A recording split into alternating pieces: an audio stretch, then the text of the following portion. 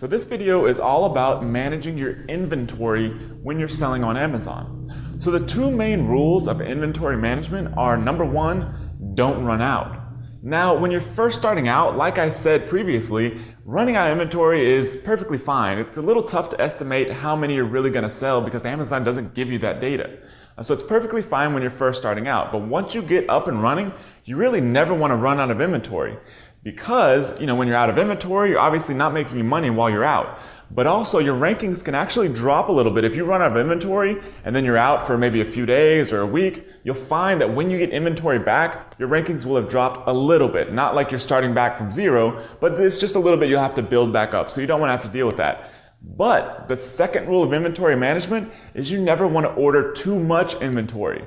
So it's a little bit of an art, a little bit of science when it comes to inventory management, because if you order too much inventory, then that's just cash that's been eaten up. You had to spend more money and it's just sitting there, hopefully being sold eventually, but while it's sitting there, it's just cash you've tied up in inventory. So you don't want to order too much either. Now, you're going to need to know your inventory lead time, which means on the day you decide you need to order more inventory and you call up your supplier or email your supplier to order more inventory, how long does it take from that point until those products that you order are literally available for sale? Now that's going to include things such as once you call your supplier and tell them you need to order more inventory, how long does it take for them to put that order into their system? Once it's in their system, how long does it take them to prepare the products for sale? Once that's done, then they have to ship them to wherever they're going to be fulfilled. If they're doing fulfillment for you, maybe that cuts down a little bit, but if you use what I teach you is using fulfillment by Amazon, you have to wait for them to ship it there, and then you have to wait for fulfillment by Amazon or FBA to process the inventory. So you're going to need to know all of those different aspects, because the next step is to figure out the number of units you're selling each day. Pretty easy to look at inside of Amazon. Because once you know how many units you're selling each day, you can calculate how many days of inventory you have left.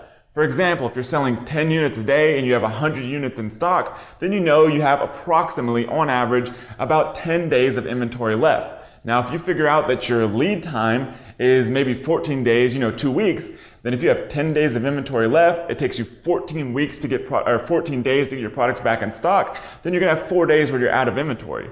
Something that's not very good, so you're going to need to watch out for all of that. Now, one thing to think about is that when you're calculating how many days of inventory you have left, you're going to need to take into account holidays and other factors like that, because depending on the products you sell, for example, Christmas or the day before may be a big time for your product selling because it's products people buy as gifts and that sort of thing. On the other hand, if you're in a different market, those may be horrible sales days because they're just not products people buy as gifts.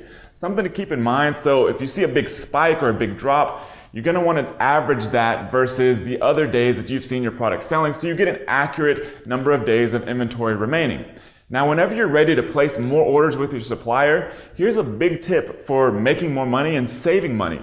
First off, you're going to want to know the quantity discounts you can get. For example, if you may order just a few more units, you may drop in a price tier with your supplier and save money on the entire order. That's one thing to keep into account, and that may also help you know how much inventory you want to order, because if you order a little bit more, you may have a little more inventory in stock, but you save a lot of money and make more money per unit sold. Second thing to think about is about every 2 to 3 times you reorder, I recommend asking your supplier for a discount.